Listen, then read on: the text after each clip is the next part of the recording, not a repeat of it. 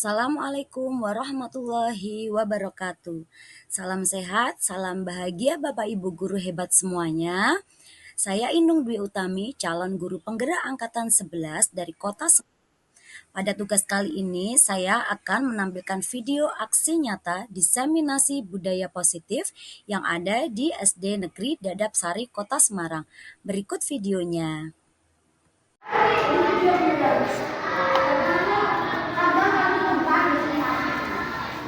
Dulu kelas berapa?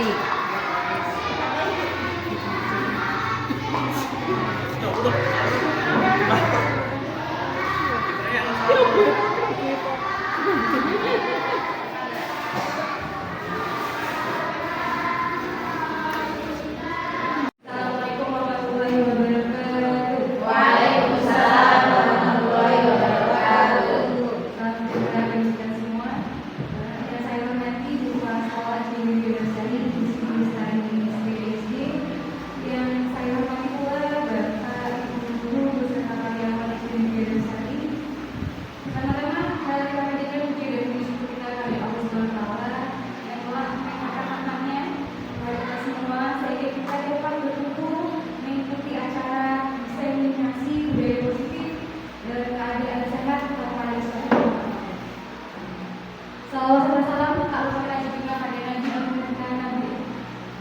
Nabi Muhammad SAW yang kita puji syafaatnya di yang akhir. Dalam kesempatan kali ini, kenalkan saya Tania Hasalila selaku pembawa acara sekaligus moderator dalam diseminasi budaya positif akan menyampaikan beberapa pembukaan acara sebagai berikut. Pertama, pembukaan. Kedua, sambutan sekaligus pembukaan diseminasi. Ketiga, penutup. Mungkin acaranya akan kalau bersama-sama. Sebelum itu sebelum acara ini dibuka, mari kita baca bersama bersama-sama. Bismillahirrahmanirrahim. Untuk acara kedua yaitu sambutan sekaligus pembukaan diseminasi oleh Ibu Kepala Sekolah Ibu Siti Besar SPDSD.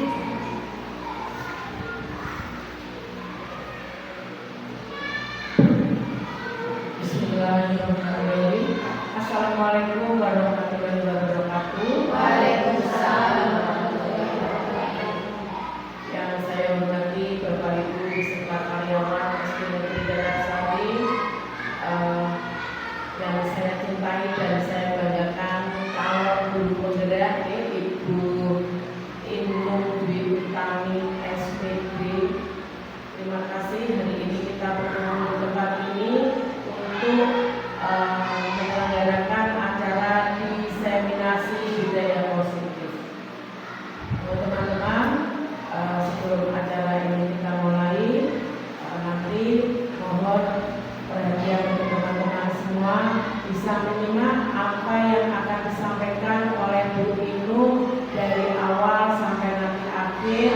Semoga nanti berjalan dengan lancar dan nanti kita bisa mengambil hikmahnya dari acara diseminasi tersebut. Oke, monggo Bu Inung nanti sebagai calon guru muda nanti bisa menggerakkan teman-teman semuanya di SD Negeri Dadap Sari ini. Semoga bisa tergerak menjadi guru penggerak itu, semoga semuanya nanti bisa nyantol jadi guru penggerak semua. Alhamdulillah di Dadap Sari sudah 3 kali ini ada guru penggeraknya. Nanti tahun depan menyusul untuk yang lainnya. Amin. Baiklah Bapak Ibu guru semua, saya tidak panjang lebar, langsung saja acara siang hari ini saya buka dengan membaca Bismillahirrahmanirrahim bersama. Bismillahirrahmanirrahim. Selanjutnya waktu saya serahkan sepenuhnya kepada Bu Inung untuk menyampaikan diseminasi budaya positif. Kurang lebihnya mohon maaf seterusnya. Billahi taufiq wal hidayah. Wassalamualaikum warahmatullahi wabarakatuh. Waktu saya kembalikan ke pembawa acara.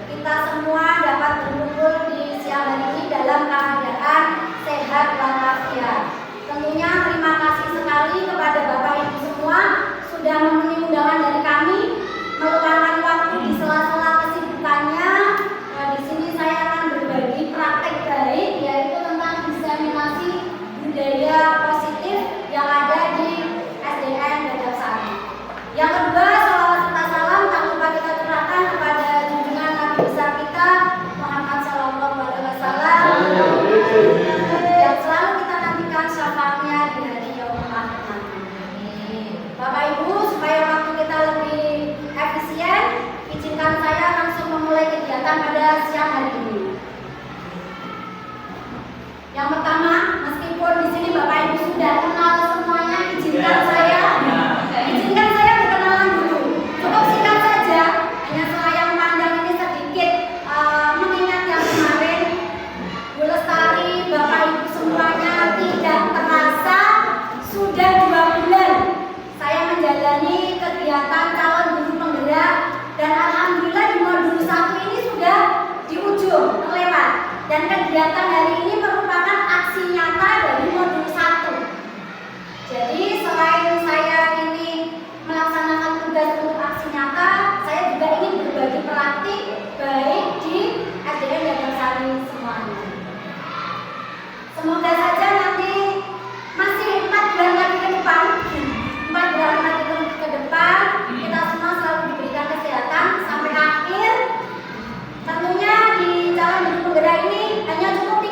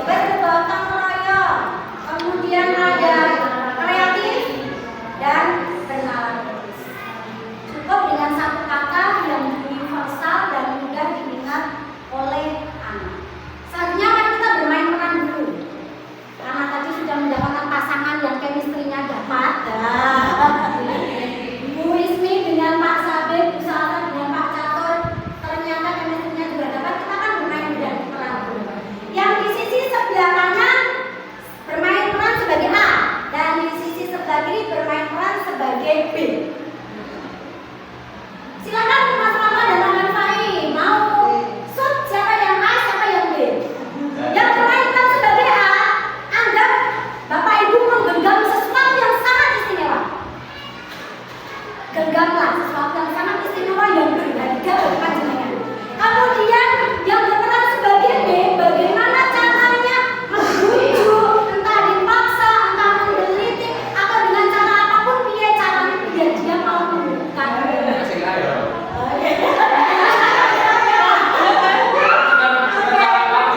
Bisa dimulai Bapak Ibu? Silakan kita mulaikan sekarang. Ayo silakan.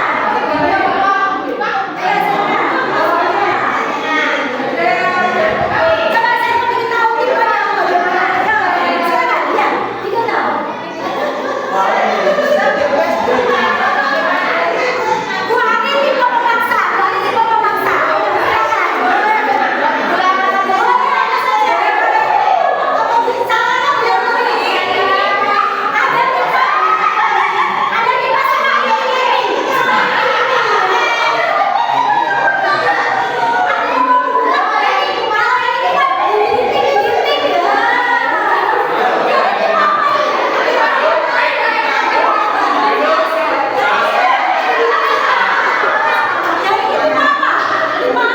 Bagaimana pembujuknya? Mas juga. Ada apa Bu? Yang ini apa coba? Oke, selanjutnya silakan dengan peran. Bagaimana dengan cara dari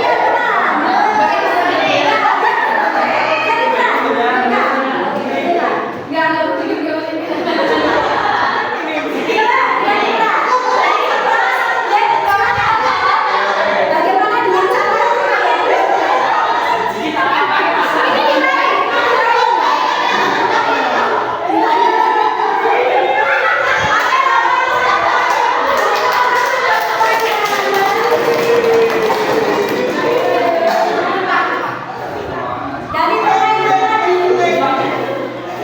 saya melihat ada mereka yang berperan dalam membujuk, ada yang menggelitik, bahkan ada yang memaksa, ada juga dengan iming-iming.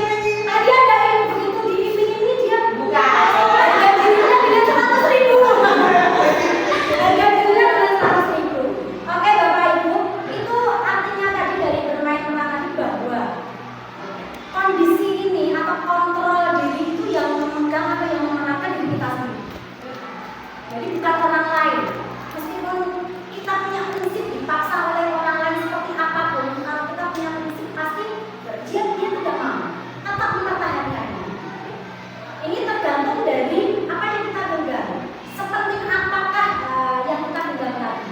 Jadi kalau kami ada suatu pembelajaran gaya itu dikatakan ilusi kontrol. Ada yang membuka tadi dengan cara yaitu guru mengontrol manusia dengan penguatan positif. Dalam artian seperti itu aja yang dibujuk. Buka dari memiliki cahapi, kayak aku rapopo. Itu namanya dengan penguatan positif. Dipepek lalu artinya dia mau berangkat. Ada juga ilusi kontrolnya yaitu dengan kritik, ya, dan kritik juga. Itu ada itu mengontrolkan atau memposisi kontrolnya namanya dengan cara mengkritik, ya. Ada juga lagi juga dengan pujian, ya. Semua itu adalah ilusi. Kalau bahasa kami di CDD itu ada ilusi. Posisi kontrol itu harusnya ya, keluar dari dalam diri kita sendiri, tidak boleh dikendalikan oleh orang lain. Jadi Bapak Ibu, materi berikutnya saya ini akan menyampaikan yaitu motivasi perilaku manusia. Dan artinya kenapa panjenengan tadi menggenggam sesuatu tidak mau diberikan oleh orang lain itu karena panjenengan punya motivasi tersendiri. Jadi motivasi perilaku manusia itu ada 3. Yang pertama untuk menghindari ketidaknyamanan atau hukuman. Yang tak kayak aku daripada bercontoh daripada menjiniti. Yang kedua yaitu untuk mendapatkan imbalan atau penghargaan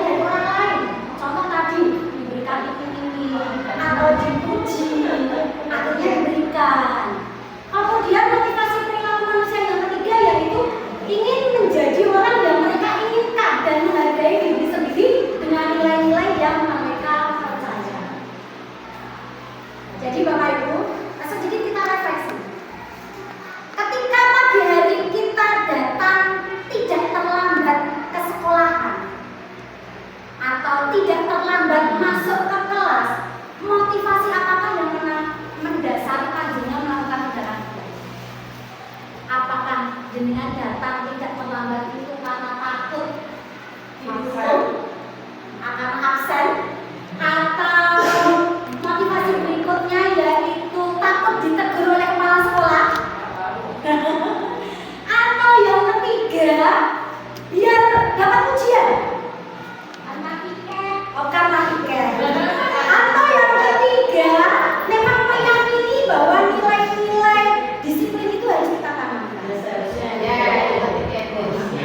Harusnya yang menyadari. Tapi tidak apa-apa, bagus ada yang jujur, memang aku karena tiket datang lebih awal. Ya itulah memang ada 3 motivasi perilaku manusia. Nah, saya tidak akan membahas itu, cukup berefleksi terhadap diri sendiri. Lalu, menurut Bapak Ibu semua, kira-kira murid kita di SD Dadap Sari ini paling banyak melakukan perilakunya itu pendasarnya apa? Motivasinya apa? Berperilaku baik, berperilaku mematuhi tata tertib, kira-kira itu mereka paling banyak itu berdasarkan apa? Masih nomor 1 ya, masih nomor 1. Menghindari hukuman. Jadi manut sama gurunya itu karena takut, karena dihukum, takut dihukum, atau merasa tidak nyaman karena nanti akan dibully oleh temannya. Malu. Oke. Karena ini di di murid-murid kita di SD Dadap Sari ini masih berperilaku seperti itu berdasarkan motivasi yaitu nomor 1 untuk menghindari ketidaknyamanan atau hukuman. Itu artinya kesadaran dirinya masih dari eksternal atau dari luar, belum sadar dari dirinya sendiri. Kalau dia berperilaku di tahap yang rendah yaitu mendapatkan imbalan atau penghargaan, dia dipuji oleh gurunya, itu juga masih berdasarkan motivasi eksternal, masih dari luar. Kalau murid kita itu melaksanakannya karena ingin menghargai dirinya sendiri dan dia percaya dengan nilai-nilai kebajikan, itu dia sudah memiliki motivasi internal, ya, bukan lagi dia menghindari hukuman dan penghargaan berlebih, ya. Jadi bagaimana kita caranya nanti bisa menimbulkan motivasi atau memunculkan motivasi internal dari dalam diri murid kita. Ini ada sebuah peristiwa, ya. Iva, murid kita Iva, Iva ada untungnya Iva ada. Iva itu kurang menguasai pelajaran matematika. Dia ogah-ogahan kalau mengikuti pelajaran matematika. Ngantuk. Nah, Pak gurunya tahu nih, tahu kalau dia tertidur, akhirnya mendekati Iva. Kagetlah si Iva, mendekati oleh gurunya. Geger, lalu gurunya jatuh. Lalu ditertawakan oleh seluruh teman-teman yang di satu kelas. Nah, kemudian gurunya tadi menunjuk Iva untuk maju ke depan, ya, untuk maju ke depan dan sambil menunjuk-nunjuk kamu itu loh, pelajaran tidak memperhatikan, malah tidur, ya. Kira-kira apakah Bapak Ibu setuju dengan tindakan yang dilakukan oleh gurunya Iva? Tidak ya. Menurut Bapak Ibu tindakan Pak gurunya tadi terhadap Ibu Iva itu tidak Iva, ini ada Iva, jadi saya terbiasa Iva. Terhadap Iva tadi merupakan hukuman atau konsekuensi? Hukuman. Bapak Seno menghukum Iva. Ada yang berpendapat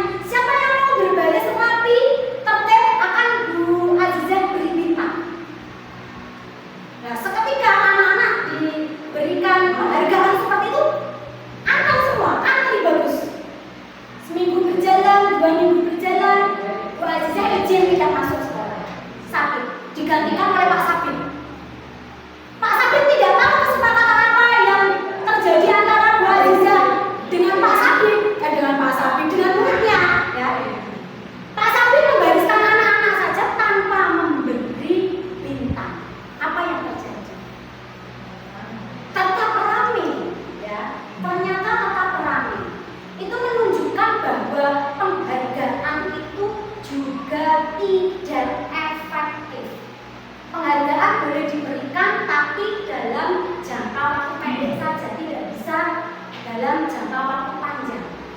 Dan saya mempelajari juga bahwa penghargaan itu juga merupakan sebuah hukuman. Nah, ini yang pertama, dihukum dengan penghargaan. Yang pertama, pengaruh jangka panjang dan pendek. Artinya, kalau untuk jangka panjang penghargaan itu tidak efektif. Tapi kalau hanya jangka pendek bisa kita pakai.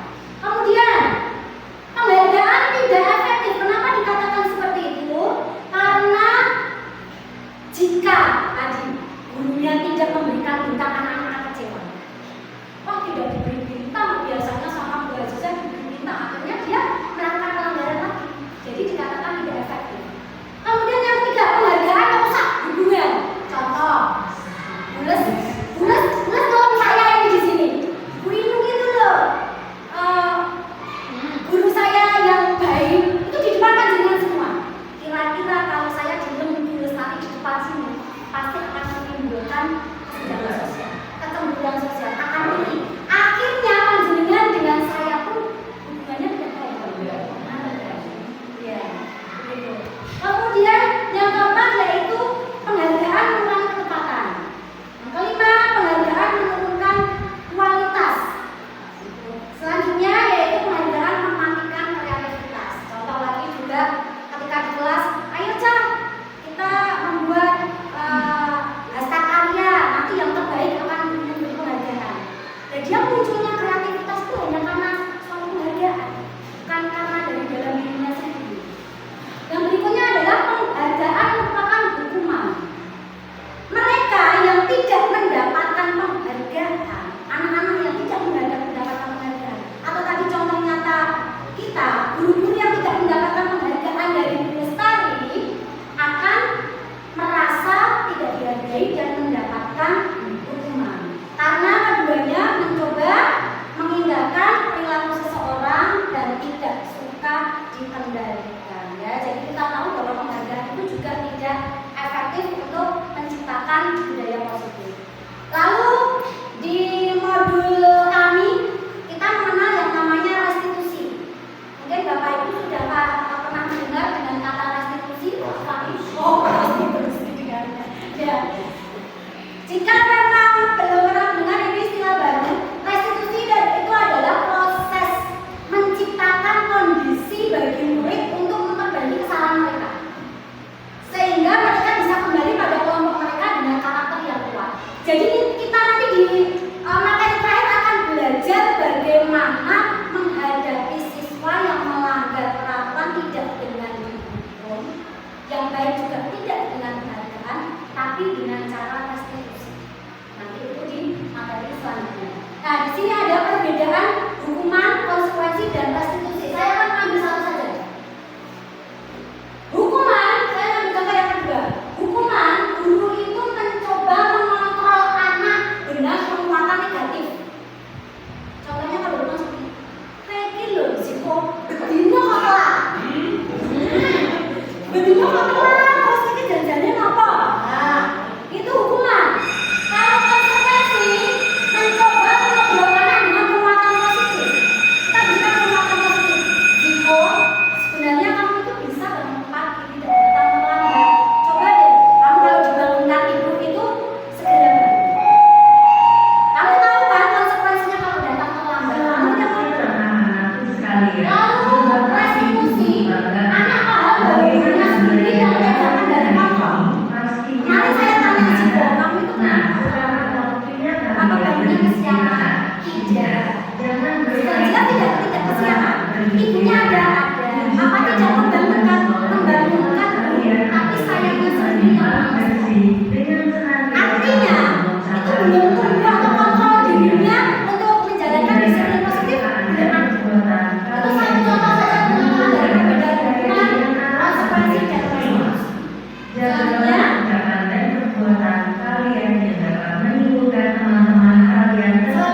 selanjutnya yaitu keyakinan sekolah atau kelas. Bapak Ibu saya ingin bertanya. Yang pertama itu peraturan kelas atau keyakinan kelas dulu. Yang pertama keyakinan peraturan kelas dulu apa keyakinan kelas dulu kira-kira Bapak Ibu?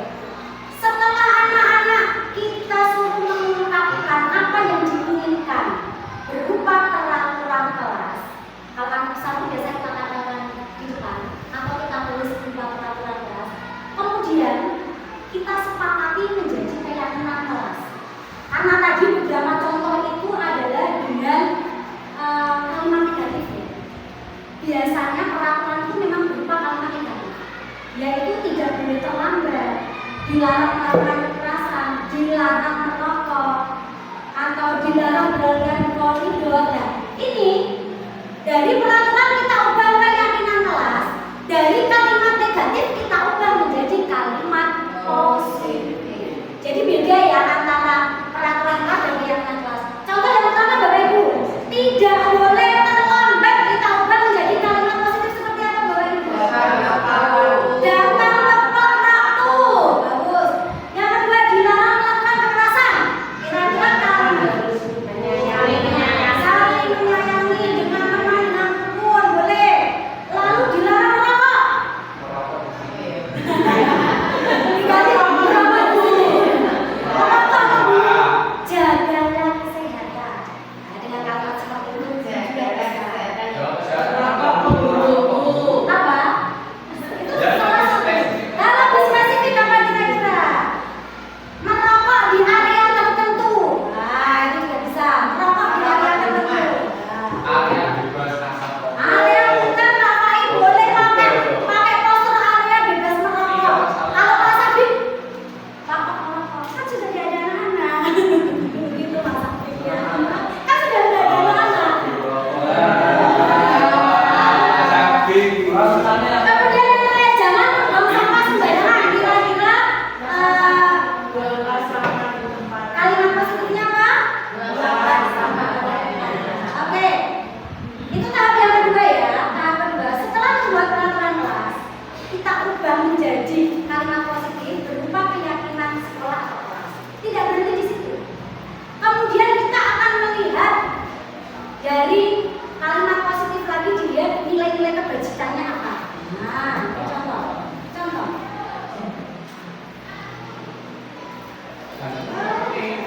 Contoh ya tadi. Dilarang merokok atau merokok di area tertentu. Berarti nilai kebajikannya apa Bapak Ibu? Menjaga kesehatan. Kemudian ada lagi tadi tidak boleh terlambat. Kemudian kalimat positifnya adalah datang tepat waktu. Kira-kira nilai kebajikannya apa? Disiplin. Betul. Ada lagi dilarang berlarian di koridor. Bermainlah di halaman kelas. Berarti itu nilai positifnya apa itu? Apa? Ketertiban bisa, keselamatan bisa. Ya. Nah, itu adalah contoh-contoh mengubah keyakinan kelas ke kalimat-kalimat kebajikan yang kita yakini. Setelah menentukan nilai kebajikan, kita sepakati lagi dengan murid. Kalau sudah sepakat antara murid, kemudian anak disuruh tanda tangan. Sebelum tanda tangan mau dibuatkan poster yang bagus, itu lebih menarik.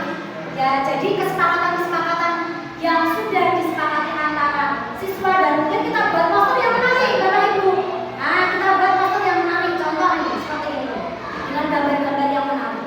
Jadi kalau bisa keyakinan kelas itu tidak berupa kalimat yang panjang, cukup pendek saja, mengena, mudah diingat. Kemudian kita pajang di kelas, anak-anak disuruh tanda tangan karena itu kesepakatan antara guru dengan murid. Jadi Bapak Ibu, itu tadi adalah prosedur untuk membuat keyakinan kelas. Monggo Bapak Ibu, kalau belum membuat keyakinan kelas, silakan nanti dipraktekkan. Jadi intinya peraturan dulu apa keyakinan dulu Bapak Ibu? Keyakinan dulu apa peraturan dulu?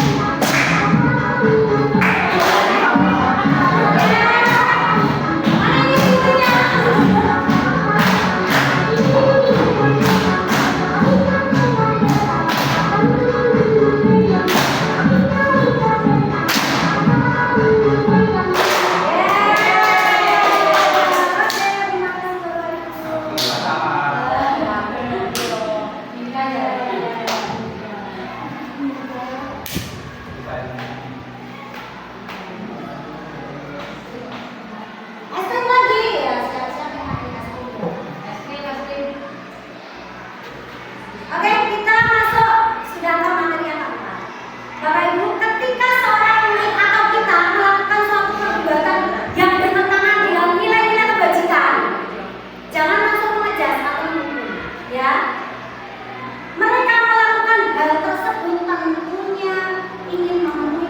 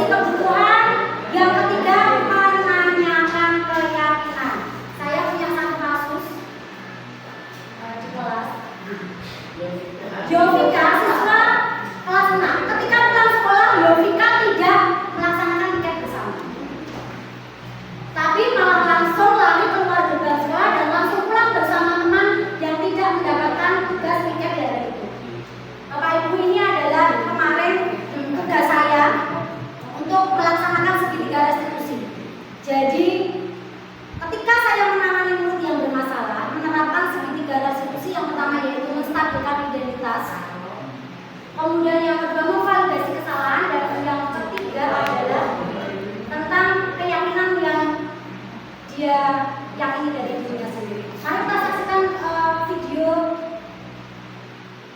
dari kasus utama ini. Amin.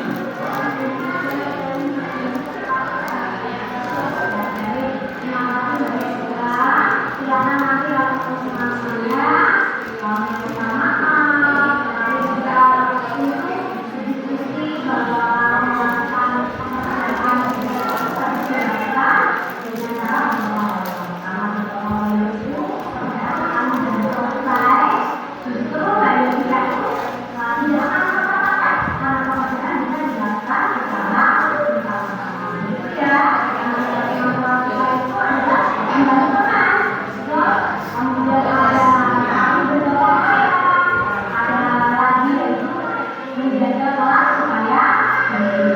Begitu saja kita makasih dari kita bisa kembali ke kelas.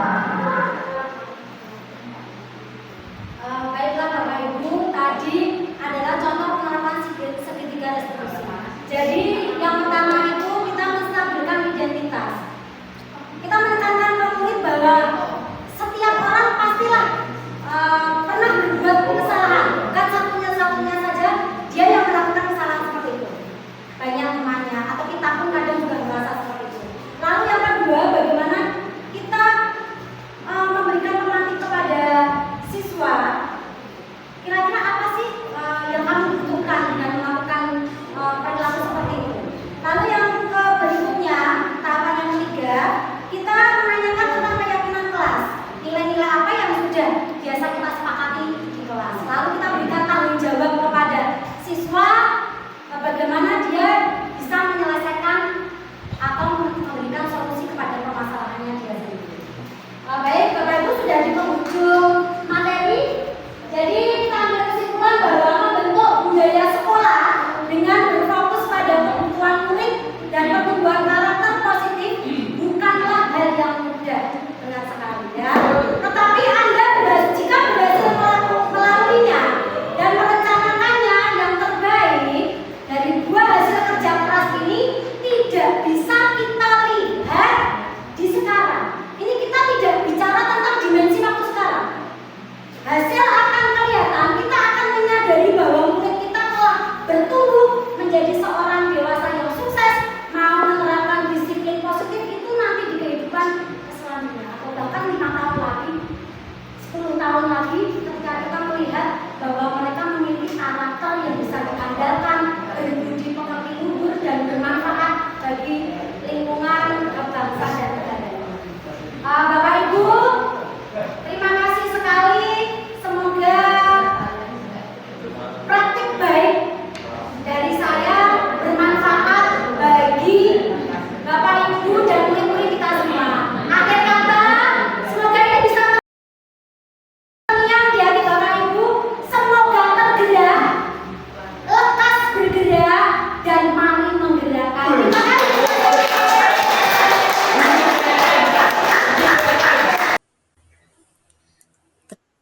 Sudah menyaksikan video aksi nyata saya. Sampai ketemu di video selanjutnya. Wassalamualaikum warahmatullahi wabarakatuh.